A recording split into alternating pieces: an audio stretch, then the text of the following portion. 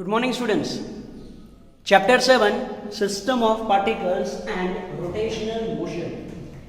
Yes, in last lecture we have discussed about what is angular speed, angular velocity, angular acceleration. Okay, now see, we have observed linear motion, that is translational motion, and also rotational motion. So whenever object is performing rotational motion, okay, what about these quantities and what is relation between linear velocity, angular velocity, linear acceleration, angular acceleration? What is relation between them, or how we can link them? So see, today in this lecture we will see scalar relation between linear velocity and angular velocity, or I can also say linear speed and angular speed, because speed means magnitude of velocity. Okay, so yes, to derive this relation, I will assume till then it is x-axis, it is y-axis, origin, z-axis is perpendicular to what? Outside. Okay. Now, yes, in last lecture we have discussed about angular speed, angular velocity, and remember that figure in which a particle of rigid body at time t is equal to 0, it is at point P. Yes or no? Yes. If you connect this point with origin, it makes some angle with reference axis. It is called its angular position theta, that you already know. Now, as object is performing rotational motion, its each and every particle is moving on circular path. As object is performing rotational motion, its each and every particle is moving on circular path. So yes, this particle is also moving on circular path. This particle is also moving on circular path. Okay, yes, it is its complete circular path. It is its complete circular path. Okay, and let at time t is equal to t. At time t is equal to t. It is here at point P dash that we have discussed in last lecture. Okay. So now if I connect this point with center, it will make some angle with reference axis. And yes, we know that during its motion from P to P dash, during its motion from P to P dash, it subtends angle delta theta at center. So yes, you know this figure already. Okay, you know this figure. Yes, what I am assuming? I am assuming that as this particle is performing motion on circular path, let its radius is r. Let its radius is r. Okay, so yes, as shown in figure, let a particle of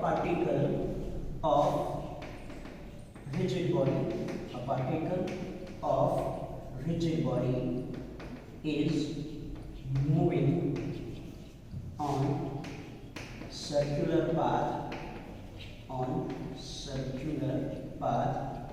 of radius r from P to P dash in time delta t. Clear about this? Okay. Now I have to find what is relation between linear velocity and angular velocity, or that scalar relation. Scalar means I can write this one. See, first of all, I will write this one definition, that what is average linear speed. What is equation of average linear speed? Its equation is this distance or path length upon time. Its equation is this distance or path length upon time. Okay, so yes, distance upon time. Now average linear speed is indicated by average v is equal to distance. Particle is moving from P to P dash. So what is distance? R P dash in time delta t. Clear? Now you know one definition. That definition is angle is equal to arc upon radius. So therefore arc is equal to angle into radius. Angle into radius. Yes, you know this relation. I will use this relation here. Arc PP dash subtends angle delta theta at center. its radius is r. Simple. So here rpp dash is equal to angle, rpp dash is equal to angle delta theta into r. So how to write this average velocity? Average velocity is equal to, it is delta theta into r upon delta t. Simple. Now we know that delta theta upon delta t, that is average angular speed. So yes, v is equal to, it is omega r. It is relation between average linear speed, average angular speed and radius. And now further, if I say, okay, if delta t tends to 0 means time interval is very small, this average value is converted in instantaneous value, that is v is equal to omega r. V is equal to omega r, where what is v? V is linear speed, omega is angular speed, and r is radius. R is radius. Clear? So see, it is scalar relation between linear velocity and angular velocity, that is v is equal to omega r. V is equal to omega r, where r is radius, or I can say distance from center, distance from axis or center. Simple. Okay, so yes, this radius means what, that you have to understand. Radius, or you can say distance from axis, distance from axis. Clear about this? Okay, so yes, it is scalar relation between linear velocity and angular velocity. Okay, yes, scalar relation means relation of only magnitude. Now we will see next theory, that is vector relation between them.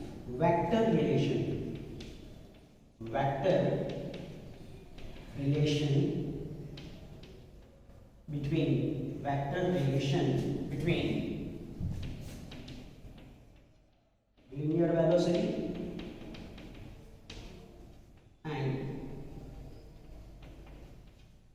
angular velocity. Okay. See, we know this equation. I will write again. V is equal to omega r.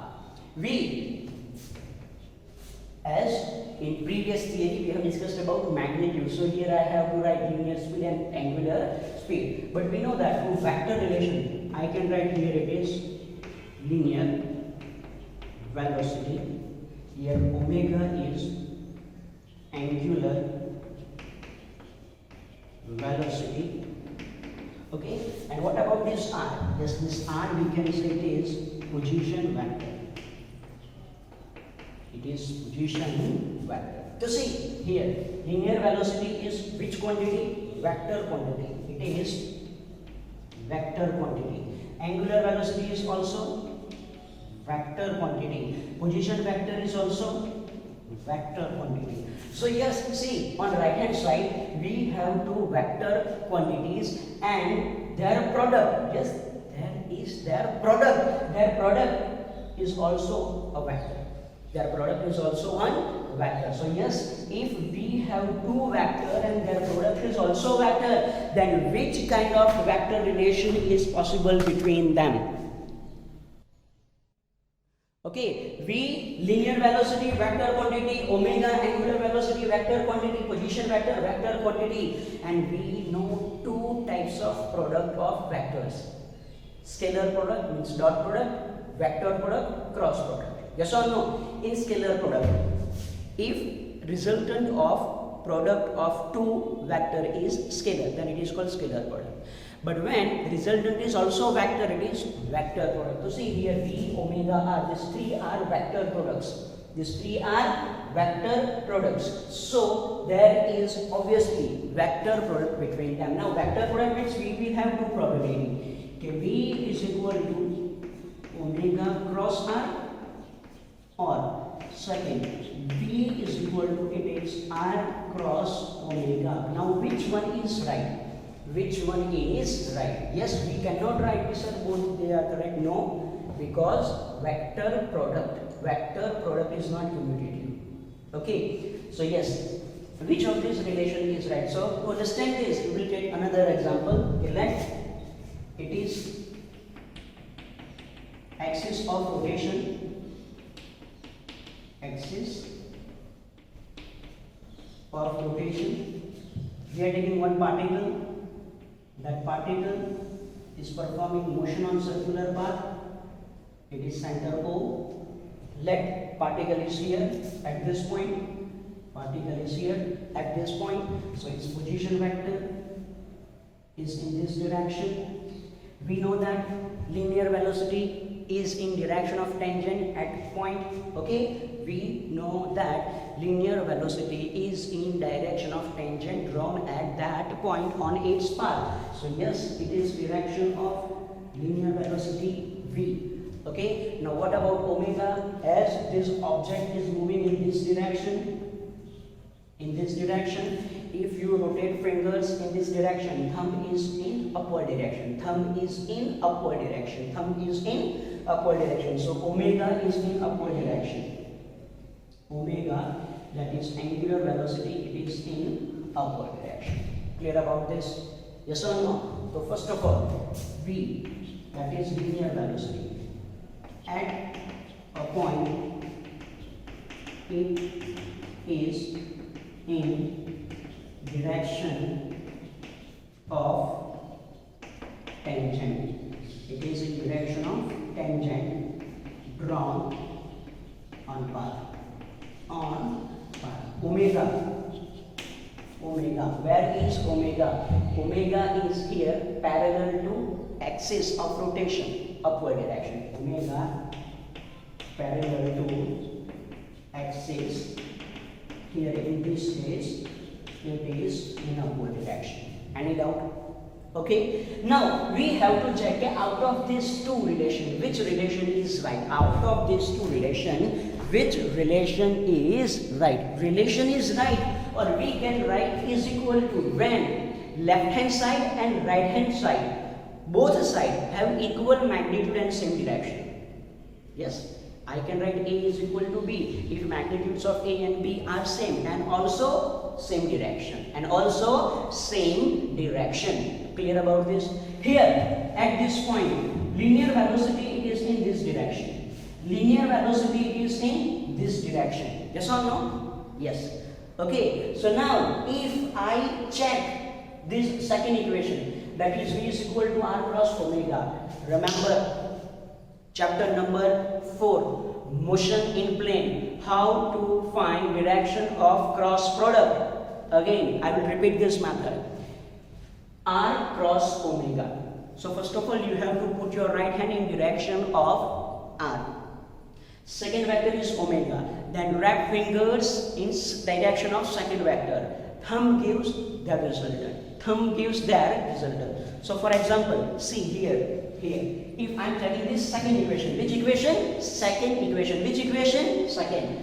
R cross omega. So first of all, I have to put right hand in direction of R.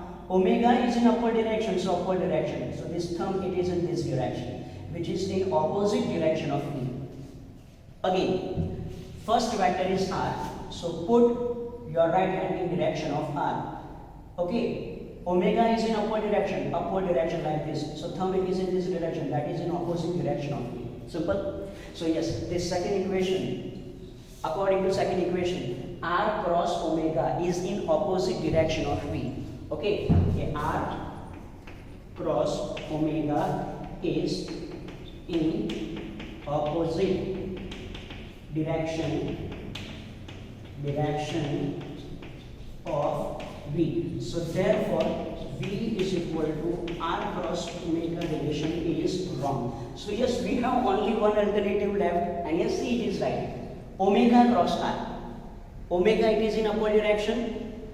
R, it is in this direction, so I have to rub fingers in this direction. This thumb indicates direction of velocity. See, at this point, omega, it is in upward direction, R is in this direction, so this thumb indicates, or thumb is in direction of linear velocity. Thumb is in direction of linear velocity. Clear about this? So yes, here omega cross R is in direction of V. So therefore, V is equal to omega cross R relation is right. This relation is right. V is equal to omega cross R. V is equal to omega cross R. So it is vector relation between linear velocity, angular velocity, and position vector. Clear about this? So yes, there are two different theory. First is linear relation or scalar relation. Second one is vector relation. Yes, how to find direction of vector product, that you have to again see. Okay, how to find direction of vector product. First of all, put your hand in direction of first vector, wrap fingers towards second vector, thumb gives direction of resultant vector. Okay, so yes, angular relation, vector relation, V is equal to omega R. Now one important thing, one last thing. Okay, see.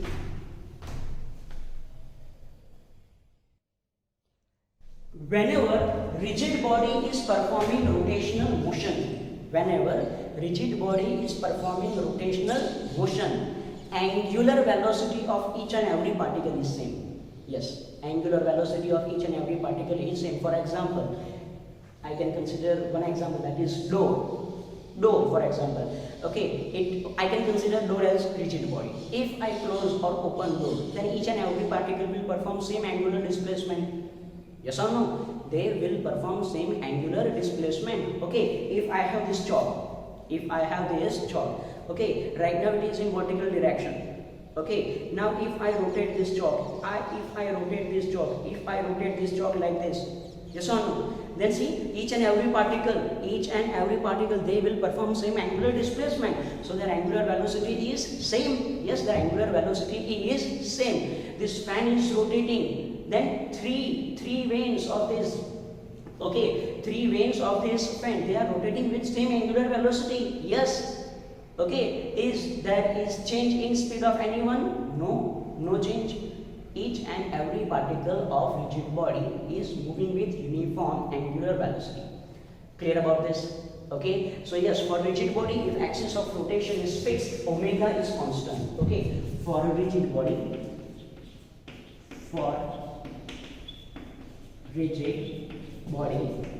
if axis of rotation is fixed, omega is same for all particles.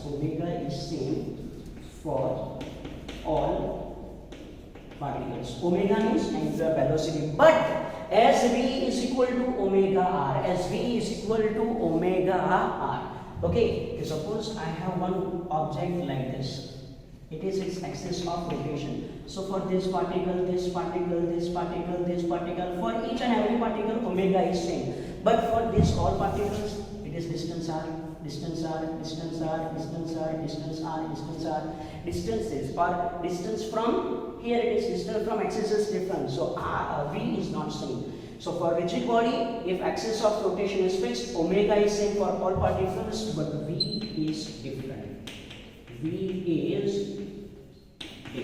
So it is one important point that you have to remember. Okay, in case of rigid body, angular velocity, angular speed of all particles is same, but linear speed is not same. Clear about this? So yes, for today's lecture, this is a scalar relation between V and omega, vector relation between V and omega.